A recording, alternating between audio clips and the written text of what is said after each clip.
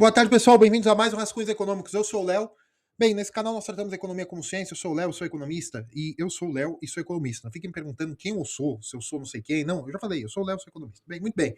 No vídeo de hoje, nós vamos tratar sobre terras raras e sobre desenvolvimento. Tá? Eu vou falar até de petróleo na margem equatorial, porque até o Sacani entrou nessa baila, de que as terras raras são a oportunidade do desenvolvimento do Brasil. De que abraçar as terras raras, abraçar um desenvolvimento via desenvolvimento do setor das terras raras, que seria um novo petróleo, né? De que investir na exploração, no processamento e no controle do mercado global de fornecimento de oferta de terras raras poderiam ser o passaporte para o futuro, né? A passagem para o futuro da economia brasileira, que seria uma revolução, tal. Isso tudo, gente, tudo uma besteira. Isso é tudo uma besteira tão grande. Quem acha que um setor econômico, principalmente o setor econômico extrativista, tem capacidade de desenvolvimento de um país, é, é pueril. É pueril. Curtam, inscrevam-se, considerem tornar-se membros, comentem. Comentem qualquer coisa, comentem próximos temas, comentem aí tudo que vocês puderem e deem um like, tá, gente? Os vídeos estão alcançando muita gente, mas com poucos likes. Se pelo menos metade das pessoas que assistirem derem os likes, esse canal vai muito bem, obrigado. E também eu vou deixar na descrição o nosso curso da Hotmart. Fiquem atentos que logo haverá a promoção de Natal. Sempre abram um grupo Telegram para ver se tem algum cupom disponível. Logo haverá a promoção de Natal. Mas nesse curso da Hotmart eu mostro microeconomia, macroeconomia, formação de valor, esse tipo de coisa, para que vocês se aventurem em finanças caso queiram aí, ao conta e risco de vocês, certo? 10 horas de conteúdo em 30 aulas com uma apostila, tudo bem mastigadinho lá para vocês. Bem, no vídeo de hoje nós vamos utilizar muito de macroeconomia, de microeconomia. Nós vamos utilizar muito de história econômica também. Eu não vou destrinchar todos os autores, até porque vocês não se importam, né? Vocês só querem ficar no fla-flu político. Mas isso aqui vai ser uma aula densa de macroeconomia, vai ser uma aula densa de história econômica, vai ser uma aula densa sobre desenvolvimento. Tá? Não me importo se vocês não entenderem a princípio, assistam de novo, não assistam, vocês não têm obrigação de entender isso. Mas não utilizem inteligência artificial para fazer comentário. Eu não sou palhaço. Se eu quiser falar com inteligência artificial, eu entro na inteligência artificial. Tá? Muito bem. Gente, as terras raras são um conjunto de minérios, de ligas metálicas, de produtos químicos, sei lá, que o Brasil, abençoado por Deus, né, e bonito por natureza, alguma coisa assim, como diria o poeta, o Brasil tem uma grande quantidade de recursos naturais. Eu acho que dos recursos naturais importantes, o Brasil não tem prata, o Brasil não tem carvão, o Brasil tem na Polônia, tem no Paraná, mas não é bem representativo para a economia brasileira. O Brasil não tem capacidade de plantio de trigo, né? Aí já não é recurso natural, mas nós estamos falando de características de commodity. O Brasil não tem uma grande produção de trigo. Mas tirando isso, o Brasil produz quase tudo. O Brasil tem urânio, o Brasil tem paládio, o Brasil tem ródio, o Brasil tem cobre, não tanto quanto o Chile, e aí é importante.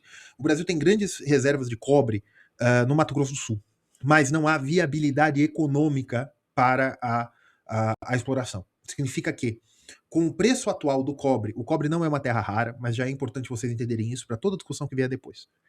O custo do cobre no mercado internacional, ou seja, o cobre como commodity, com pouca diferenciação, o custo que as pessoas vão pagar, né, o preço de venda do cobre, é hoje menor do que o custo de exploração dessas jazidas minerais de cobre no Mato Grosso do Sul ou sul do Mato Grosso. Significa isso, não vale a pena. Para você retirar 1 quilo de cobre ali do Mato Grosso do Sul ou do Mato Grosso, vai custar X. Só que o preço para a venda da commodity é menor que X. Então seria queimar o dinheiro explorar essas reservas. Muito bem. As terras raras também seguem essa lógica. As terras raras também são recursos minerais em que você faz extração via mineração e você precisa de uma grande quantidade de capital. O que é capital? Máquinas, equipamentos, capital humano, né? Isso aqui seria capital físico. Capital humano, você precisa de engenheiros, você precisa de mineiros, operadores de máquinas, de equipamentos e pessoas que saibam mexer, químicos e físicos, para analisar ali. Você precisa de uma grande quantidade de capital humano também. Você precisa de de mão de obra altamente capacitada, seja no nível de graduação, de doutores, de mestres, para a exploração científica daqueles recursos, seja para operários que sejam especialistas naquela área, né? Não vai ser qualquer pessoa que vai saber fazer um buraco ali de uma mineração. Nem sei como que se dá a mineração, se dá a flor de solo, se é por escavação que nem minas de ferro, não sei se são também por mineração tipo mina de carvão, em que você faz verdadeiros túneis, eu não sei como é que é, mas de qualquer maneira você precisa de um capital humano que saiba fazer aquilo. Muito bem.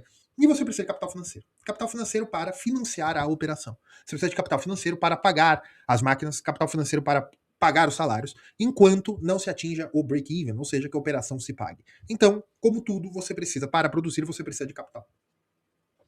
Tá? Muito bem.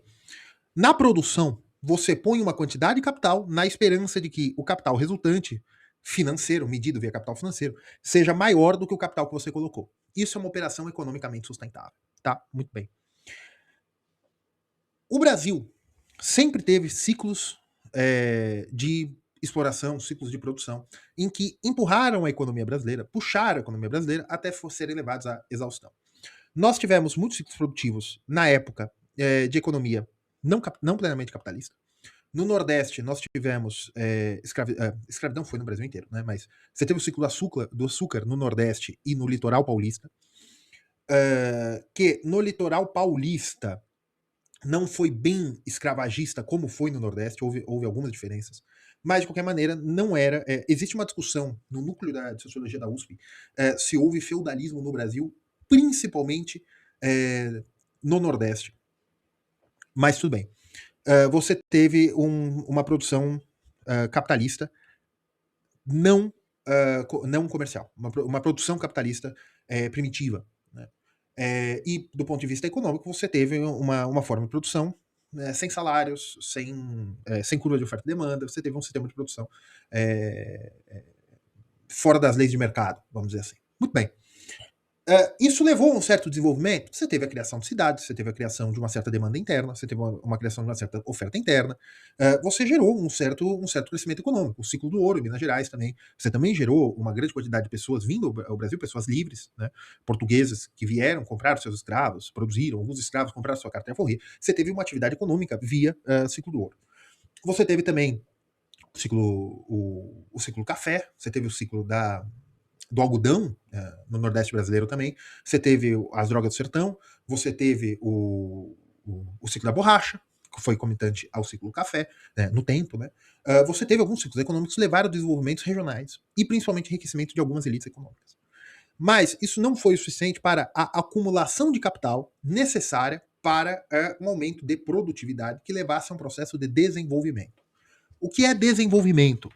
Desenvolvimento é o aumento sustentável da produção agregada. O que é isso? Você tem o fluxo circular da renda, então você tem renda que circula na sociedade. Tá? A renda vem das famílias, a renda vem das empresas que pagam salários às famílias, as famílias consomem das empresas e isso vai gerando renda na sociedade. E você tem o governo que cobra impostos e presta serviços ou paga benefícios. Tá? Impostos negativos e impostos positivos. Certo? Muito bem. Essa renda circulando na sociedade, à medida que ela vai entrando nos aparatos empresariais, os aparatos empresariais são fábricas de inverter capital para a produção de produtos. Né? Desculpe a cacofonia, pleonasmo, não importa. Isso, no final, você vai ter uma quantidade maior de riquezas. E, nisso, ela vai pagar a renda de salários, vai pagar a renda de renda, né, renda do capital, vai pagar juros, e tudo que for anexo à renda do capital. Esses salários vão permitir o consumo dos produtos, que vai aumentar a quantidade de riqueza e vai pagar mais juros aos investidores bancários, vai pagar dividendos aos acionistas, vai pagar salários para os empregos de chefia e esse tipo de coisa, e isso vai gerando riqueza na sociedade. Muito bem. Por que commodities como o ouro, como o algodão, como o café, como agora o milho e a soja, como o petróleo. Por que estas commodities são tão bem vistas como balas de prata no Brasil, ou seja, algo que vai resolver todos os problemas, como uma panaceia universal? Por que eles são vistos assim, de formas da resolução do problema econômico, ou seja, da falta de dinheiro no Brasil? Porque estes são elementos que você tem uma demanda relativamente estável e você tem um grande controle da capacidade produtiva. Ou seja, o Brasil sempre foi um dos grandes produtores de café, tem também a laranja no Brasil sempre foi importante, o tabaco no Brasil também foi importante, o algodão no Nordeste, durante um tempo muito específico, principalmente da Guerra Civil Americana, o algodão no Nordeste levou muito dinheiro para o Maranhão. Você tem também o milho e a soja atualmente, pela demanda chinesa, mas veja que isso são sempre ciclos econômicos. E o petróleo foi muito importante para o desenvolvimento do regime militar, da ditadura militar brasileira. O petróleo gerou e gera muitas divisas. O petróleo cru é o maior item da pauta de exportação brasileira, às vezes ultrapassado, mas normalmente é o maior item da pauta de exportação brasileira. O petróleo cru, ele demanda muito mais capital para ser produzido do que o milho e a soja. Ele demanda muito mais capital humano especializado do que o milho e a soja. Ele demanda muito mais equipamentos do que o milho e a soja. O petróleo gera uma cadeia de produção, ou seja, a quantidade de capital invertida em diversas empresas e gera empregos muito mais do que o milho e a soja. O petróleo, a exploração do petróleo, mesmo que seja crua, gera uma demanda por bens industriais muito maior do que a produção de milho, soja, café, algodão. Mas o Brasil está há 50, 60 anos explorando petróleo de uma forma profissional. Isso gerou divisas para o Brasil. Gerou divisas, com certeza. Isso gerou riqueza para o Brasil? Gerou. Gerou riqueza para muitos brasileiros, para muitos funcionários de carreira. Gerou riqueza para muitos advogados e muitos escritórios que trabalham para empresas exportadoras de petróleo, exploradoras de petróleo. Gerou riqueza para muitos acionistas dessas empresas. Mas isso gerou o desenvolvimento brasileiro? Não. O milho e a soja geram muito dinheiro? Geram. O milho e a soja, o plantio de milho, o plantio de soja e suas exportações é eficiente do ponto de vista de você colocar capital e esse capital gerar mais capital depois, né? Mais capital financeiro, mais dinheiro em caixa? Sim. Isso gera empregos menos do que o setor petróleo, por porcentagem, né? Isso gera distribuição de renda menos do setor de petróleo. O agronegócio importa muito mais que o setor de petróleo, inclusive. O agronegócio paga menos salários do que o setor de petróleo. O agronegócio é muito mais produtivo do ponto de vista de fatores de produção do que o setor petróleo. E isso gera fator de produção trabalho, né? Mas isso gera também um grande custo ambiental, um grande custo social. Mas, sim, gera riqueza, gera divisas e gera um setor financeiro, que vive para o agronegócio de determinada maneira, mas isso também gera necessidade de recursos fiscais para o agronegócio. Muito bem. O que é normal quando você tem uma grande cadeia produtiva de milho, soja, carnes, ou qualquer coisa que seja do agronegócio, e quando você tem uma grande cadeia produtiva do petróleo? O que é normal?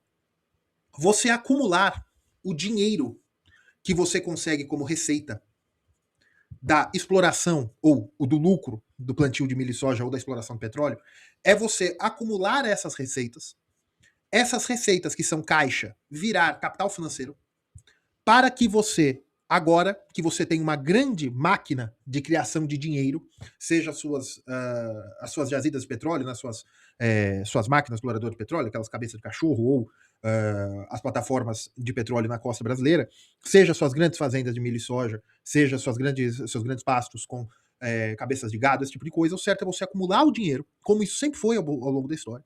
E esse dinheiro acumulado por utilidade marginal do dinheiro, eu reservar uma parte desse dinheiro e invertir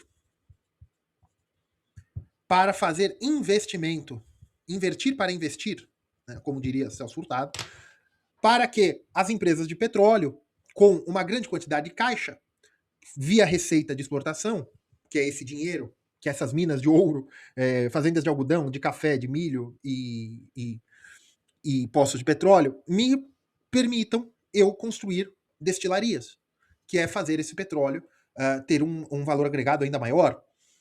Destilaria seja combustível, destilaria seja para a produção de óleos industriais, para gás, né, para explorar melhor a jazida, o que quer que seja. Ou até mesmo essa quantidade de receita que eu consegui com o petróleo, se eu não construir uma destilaria, eu posso construir uma ferrovia, eu posso construir um gasoduto, eu posso construir uma fábrica de navios, cujo nome eu esqueço agora. Eu posso construir coisas anexas, horizontalizando a minha produção, para que eu mesmo me sirva, ou que esse dinheiro vá escoando na cadeia para produzir mais indústrias, para produzir mais emprego, mesmo que sejam especializados, e isso é temeroso do ponto de vista de crises externas, mas que me dê subsídios para a produção. No milho e na soja, eu sou um grande rico industrial, eu acumulei tanto dinheiro, o que eu posso fazer? Em vez de comprar jatinho e pagar festas nababescas, de querer entrar na política, eu posso, com esse grande dinheiro que eu consegui sendo donos de terra do tamanho de estados pós-soviéticos, eu posso querer construir uma fábrica de fertilizante. Eu posso querer ter uma consultoria de melhoramento genético de rebanho bovino, rebanho ovino, de criação de galinha. Eu posso pegar esse dinheiro e invertir na produção, seja em mais produção ou seja em produção anexa. E o mercado financeiro me permite os spin-offs. Eu sou uma grande indústria do petróleo, eu tenho capital aberto na Bolsa de Valores. Eu começo uma área de expertise de exploração de águas profundas, em que eu presto serviço para mim mesmo, né, como empresa. Eu posso começar a usar esses grandes cérebros que eu tenho na minha empresa, que é um grande ativo, eu começo a vender expertise para outras empresas em outros oceanos, em outros países, ou até mesmo no meu próprio país. Com o tempo, esta empresa pode ser desconecta da empresa original e virar uma empresa em si, que é uma empresa especializada em tecnologia do petróleo. Isso são os spin-offs que o mercado financeiro permite. Léo, eu vim aqui para falar de terra rara. Muito bem. Isso acontece no Brasil? Não.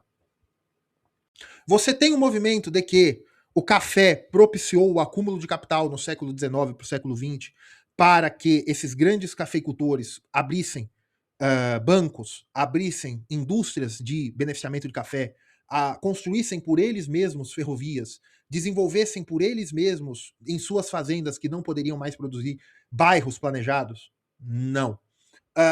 As minas de ouro que ainda existem no Brasil, veja, o Brasil é um dos grandes produtores de ouro. O Brasil produziu, com essas grandes minas de ouro, o Brasil produz alguma moeda, investment coin, para exportar para o mundo inteiro, em que a margem de lucro é muito maior do que o ouro spot? Não. O Brasil tem uma grande indústria joalheira das suas minas de ouro? Não. O Brasil tem grandes reservas internacionais de ouro comparáveis aos grandes exportadores de ouro? Não. Os diamantes e as pedras raras, esmeralda, nem sei se é pedra rara, mas vocês entenderam esse tipo de pedras, né? Desenvolveram uma indústria de joalheria, principalmente na Bahia, que é onde mais se tem essas jazidas, as maiores jazidas do mundo desse tipo de pedra. A Serra de Diamantina tem uma bolsa de diamantes? Não tem. Quem desenvolveu o processo de liofização do café foram as grandes irmãs cafeeiras da Alemanha e da Suíça. Justamente quando seu Getúlio, um pouco antes, quando a República Velha, mas seu Getúlio principalmente, começam a querer causar escassez de petróleo, as indústrias, as grandes beneficiadoras de café na Bélgica, na Suíça e na Alemanha, desenvolveram um método de aproveitar o máximo do café e, através de 1 quilo de café, de grão de café, produziu o equivalente a 7,5 quilos via liofização, que foi uma produção química, né, um processo químico, né, de engenharia de alimentos. O Brasil desenvolveu isso mesmo tendo os maiores excedentes com dinheiro produzido do café? Não. O Brasil produziu uma grande indústria têxtil no Maranhão, comparável à indústria têxtil do Nordeste dos Estados Unidos, um pouco antes da Guerra Civil? Não. Mas tudo isso demanda capital. Mas veja, o próprio capital que você está conseguindo via exploração de commodities, ele gera um excedente. Esse excedente, um pouco, é reinvestido. E um pouco desse reinvestimento é na própria produção e um pouco vai para pesquisa e desenvolvimento. Desde que o mundo é mundo. Mesmo antes da gente saber o que era pesquisa e o que era desenvolvimento. E desse que vai para pesquisa e desenvolvimento, ele pode ir ou para a própria produção ou gerar os spin-offs. Veja que eu estou falando do ponto de vista puramente macroeconômico. E, Léo, o que isso tem a ver com as terras raras? Esse desenvolvimento de recursos que o Brasil ainda tem, o Brasil ainda produz algodão, o Brasil ainda produz café, o Brasil ainda produz milho e soja, o Brasil ainda produz petróleo, produz muito petróleo, o Brasil ainda produz muito ouro, o Brasil produz nióbio, o Brasil produz quase toda a tabela periódica. A não ser o cobre, como eu já disse. O Brasil tem grandes reservas de cobre no Mato Grosso, no sul do Mato Grosso e no Mato Grosso do Sul, mas não há viabilidade econômica. Então, uma coisa que é importante você entender aqui, ter o recurso, ser capaz de produzir esse recurso, essa commodity, em que a barreira de entrada, ou seja, você tendo o produto, você vende nas cadeias globais de abastecimento e é fácil de escoar a produção, é por isso que commodity dá tanto dinheiro. Você precisa ainda de uma margem de lucro, você precisa ainda conseguir produzir abaixo do preço médio de mercado, no comércio nacional. Muito bem. Por que eu falei tudo isso? O desenvolvimento não é a capacidade de geração de receita com exportação ou consumo interno de commodity. E não é nem mesmo a capacidade de receita com venda de computadores, de televisões e de carros e aeronaves. Também a indústria também não permite o desenvolvimento em si. Porém, a indústria demanda uma capacidade de você já ter uma quantidade de capital físico pretérito, ou seja, a priori da produção em si. Para você instalar uma indústria de carros, uma indústria de aeronaves, uma indústria de televisões, uma indústria de computadores, você já precisa que haja satélite àquela indústria uma série de outras fornecedoras da própria indústria. O problema, por exemplo, na Zona Franca de Manaus, boa parte desses recursos vem de outros países apenas para importação e montagem, mas de qualquer maneira, isso já é agregar valor pra caramba. O simples fato de você montar uma televisão, o simples fato de você montar um telefone, né, um smartphone, de você montar uma motocicleta, de você montar um carro, esse simples fato de você comprar insumos e transformar numa aeronave, transformar num carro, um telefone, isso já gera muita receita. Isso já gera muita, já agrega muito, muito valor ao produto. Isso não é o melhor dos mundos, mas isso não é tão ruim assim. Até porque o processo de montagem gera empregos. O processo de montagem tende a gerar transbordamento. O que é transbordamento? O transbordamento é que os primeiros recebedores do lucro são os donos e os acionistas. Se eu escrevi acionista errado, vocês me perdoem, mas eu acho que é assim, né? Ação, então seria acionista. Né? Seriam os donos acionistas, /acionistas. Eles recebem os lucros e também o lucro, ou mais o próprio caixa da empresa, paga salários. Né? Paga salários. Os salários não vêm do lucro em si, mas os salários vêm da receita, né? Porque mesmo se a empresa estiver em prejuízo, ela tem que pagar salários. A não ser que ela não tiver caixa, mas ela tem que pagar, né? Os donos acionistas, evidentemente, que eles vão ganhar mais do que os assalariados. Numa economia boa, numa economia funcional. Quando a economia tá ruim é quando o patrão ganha menos que o funcionário. Mas muito bem. Que é o que acontece no Brasil, principalmente nas médias e pequenas empresas. Os donos acionistas vão acumular capital, vão acumular dinheiro, fluxo de caixa. Eles podem ter a decisão de, antes da divisão de lucros, reinvestir, como eu disse para vocês. Ou eles podem apenas acumular esse dinheiro e ir acumulando para ser de gastos. Esses gastos vão demandar outros bens industriais, outros bens de vestuário, joias, eletrodomésticos, esse tipo de coisa, que, para a produção, vão mobilizar outras empresas. E essas outras empresas também vão pagar outros salários. Ou seja, isso aqui é a renda funcionando. Lucro gera renda disponível na sociedade. O desenvolvimento é quando você tem um aumento sustentável da produção agregada que gere um aumento da renda disponível com diminuição da desigualdade social, ou seja, diminuição do índice de Gini. Em que as pessoas tenham maior renda disponível para aumentar o seu poder de compra. Para isso, os salários têm que ser o suficiente para serem distribuídos de uma melhor maneira, em que distribuam as riquezas da produção. Eu não estou falando de justiça social. Estou falando apenas do ponto de vista que o preço do trabalho é o preço do salário. se o capital do trabalho está gerando aumento de produtividade, ele também vai gerar aumento de salários, porque ele está aumentando a quantidade produzida. Aumentando a quantidade produzida, você precisa de mais demandantes. Para você precisar de mais demandantes, você vai precisar de mais, de que os consumidores consigam demandar mais. Isso é economia saudável, tá? Muito bem. A demanda agregada e a oferta agregada andando para e passo. Muito bem. E mesmo que a produção não seja consumida internamente, você tem uma grande quantidade de exportação. A quantidade de exportação vai trazer divisas, no caso dólar. Esse dólar vai fazer com que o câmbio do país se aprecie, ou seja, o real passe a valer mais do que o dólar. E os salários vão se valorizar em reais, vão se valorizar em dólares. Ou seja, os trabalhadores vão poder, no limite, importar. Você gera uma maior quantidade de riqueza disponível, seja para consumo interno, seja para importação. As terras raras são colocadas como uma possibilidade da ativação de um setor econômico com altos lucros, de um setor econômico com alta demanda internacional e baixa oferta internacional. Seria o novo petróleo. Porém, as terras raras não são raras. Raro é o local em que há viabilidade econômica. O que é viabilidade econômica? Econômica. O que é isso? Que o estoque, ou seja, a quantidade de material disponível ali naquele solo, ao longo do tempo em que a receita vezes a quantidade, a receita é igual a preço vezes quantidade, tá? Receita é quanto você consegue de dinheiro, não tiramos os custos ainda. Que a quantidade de dinheiro que você vai conseguir depois de você explorar toda a quantidade de material seja maior do que o custo da operação.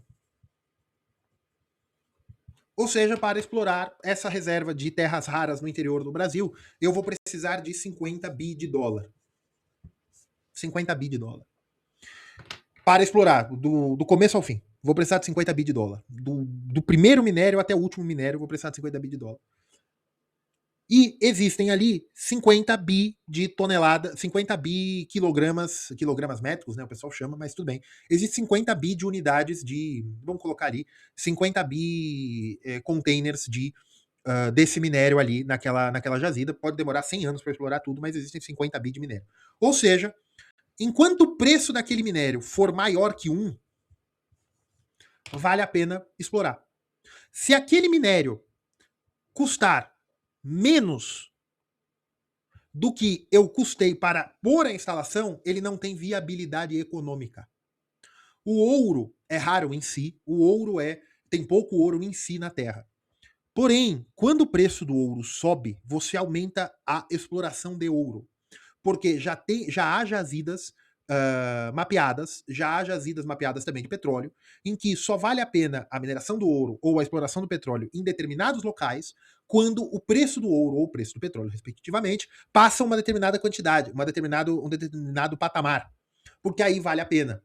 O petróleo agora está, por exemplo, 50 dólares. Com 50 dólares não vale a pena explorar o pré-sal, por exemplo. Não vale a pena explorar o pré-sal com o petróleo a 50 dólares, porque para mim custa, por barril retirado do pré-sal, por exemplo, 70 dólares. Agora, com o pré-sal, com o petróleo na casa de 100, 120 dólares, para mim vale a pena. Existem muitas jazidas no mundo que são assim. O ouro também é assim. Não vale a pena eu explorar ouro no Ártico a 600, 700 reais o grama. Mas quando chegar a 4 mil reais o grama, vale a pena? Ah, mas o Ártico tem o Tratado Internacional do Ártico que nos pode explorar. Sim, com certeza. Mas isso é viabilidade econômica. As terras raras não são raras no mundo inteiro. Elas não são raras. A viabilidade econômica delas é muito complicada. As terras raras também não são tão caras assim quando comparado ao ouro, quando comparado ao petróleo, né? O petróleo no agregado, né? Porque até a unidade de medida é outra, mas vocês entenderam. O importante das terras raras é que você pode ter uma boa lucratividade dependendo da viabilidade econômica. E você tem uma demanda crescente. Por quê? Se você precisa colocar capital para a exploração, para começar a atividade, você não pode contar de por capital, esperar de 10 a 30 anos para que o seu investimento inicial se torne receita, né, para que você quebre o break-even, né, tudo que você gastou com toda a receita, para que você precisa de financiamento, você precisa de um monte de coisa para explorar isso aqui. Você precisa de capital financeiro, você precisa de empréstimos, você precisa de dinheiro de fundo internacional, você precisa de dinheiro para explorar isso aqui, porque é caro montar uma exploração de petróleo, é caro montar uma exploração de ouro, é caro montar uma exploração de terras raras. E, depois disso, você não pode montar todo esse planejamento econômico para que daqui 5 anos ninguém mais utilize esses produtos minerais. Então, o bom das terras raras é que elas têm, aparentemente, uma demanda constante. Crescente, na verdade. Né? Por conta das baterias, por conta dos painéis solares, por conta de uma série de novos produtos, que o consumo desses produtos está crescendo e as terras raras são importantes e são críticas. E aí vem um discurso, principalmente de físicos e de engenheiros, o seu Sacani faz isso também, e a esquerda brasileira, o desenvolvimentista brasileiro também vem dizendo que o Brasil teria que, como o Brasil tem grandes quantidades de terras raras, o Brasil deveria fazer grandes investimentos para a sua exploração. O Brasil não deveria deixar as terras raras caírem nas mãos de exploração privada. E que, mais importante, o Brasil deveria desenhar uma engenharia econômico-financeira para também fazer o processamento das terras raras. Porque o refino dessas terras é onde o bicho pega. E hoje é controlado pela China. A China tem praticamente um monopólio do refino de terras raras. Os Estados Unidos também tem algumas indústrias, mas que agem em conjunto com a China. Aqui tem um problema muito importante. Para tudo isso, você vai precisar de capital. Esse capital financeiro viria da onde? Esse capital financeiro viria da iniciativa privada, via parceria público-privada. Viria de leilões e concessões. Esse capital todo viria de uma Terra Raras Brás, a exemplar da Petrobras. Eu não sei se vocês sabem, o Brasil é um dos únicos exploradores de urânio. Existe a Nucleobras, né, que tem o monopólio da produção de urânio no Brasil. O Brasil já tem uma série de minerais, já tem uma série de recursos que só o Brasil tem. Isso levou ao enriquecimento brasileiro. O próprio petróleo levou ao enriquecimento brasileiro. Como será desenhado o processamento para se bater de frente com a China, em que a China tem uma quantidade de capital financeiro tão grande, em que ela poderia sustentar déficits contábeis ou operacionais no processamento de terras raras durante anos? O Brasil tem toda essa quantidade de capital. Quem invertiria para as terras raras? Outra coisa, a exploração de terras raras, mesmo com parceria com a China ou com qualquer outro país, que fizesse o processamento enquanto o Brasil estivesse tendo expertise, ou seja, capital humano, para o desenvolvimento do processamento dessas terras, durante esse tempo o Brasil lucraria. A empresa brasileira tal lucraria. Esse dinheiro seria acumulado para fazer excedentes, para gerar poupança, que virasse investimento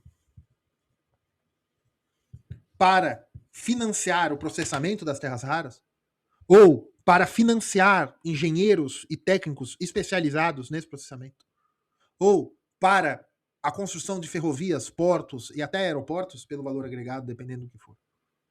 Ou para gerar empresas especializadas na utilização dessas terras raras para produtos de uma forma que outros países ainda não utilizaram. Não. Vocês sabem muito bem, todo mundo sabe. Esse dinheiro seria repartido entre o município, o estado e a União via royalties para pagar educação, para pagar saúde. Este capital produtivo seria retirado da produção para gastos do governo em bem-estar social. Seria retirado da produção para gastos do governo para pagamento da dívida pública. Seria retirado da produção para gastos do governo para pagamento de salário do funcionalismo público. Seria retirado da produção pelo governo para pagamento da Previdência, do rombo da Previdência. O rombo, olha, meus amigos desenvolvimentistas, o rombo é um rombo contábil, tá? Mas tudo bem. Porque o Estado brasileiro demanda muito capital. Não há espaço para poupança e investimento. O que poderia ser feito? Isenção fiscal. retirar dinheiro de outros setores para que você pudesse fazer uma isenção fiscal de 30, 20 anos, para que essas empresas não pagassem alguns tributos, para que você pudesse colocar recursos nessas empresas, para que você capturasse. Aí o que você está fazendo? Você está fazendo distribuição de renda. Você oneraria o comércio, você oneraria o resto da indústria para distribuir renda para essas empresas, para que essas empresas sejam estatais, sejam públicas, sejam estatais, sejam parceria público-privada, seja concessão, não importa, para que essas empresas tivessem espaço, tivessem proteção para uma poupança e um investimento. E ao longo do tempo você estaria coletando capital da indústria brasileira, do comércio brasileiro, para a distribuição de um novo gigante que levaria a indústria brasileira para frente. Isso é desenvolvimento? Não, isso não é. O processo de desenvolvimento, que muita gente vai falar que eu enrolei, o processo de desenvolvimento é você conseguir capital, você invertir capital, que gere um fluxo de caixa ou uma lucratividade que permita reinvestimentos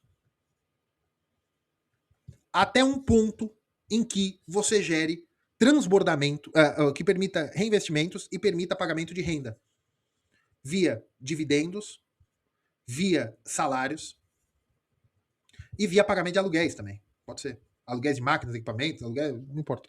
Aluguéis de terrenos e tal.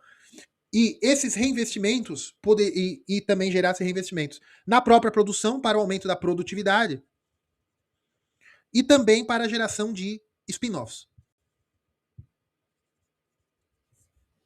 As pontas de lança que puxassem todo o desenvolvimento. Só que, na estrutura macroeconômica que nós temos hoje, qualquer setor produtivo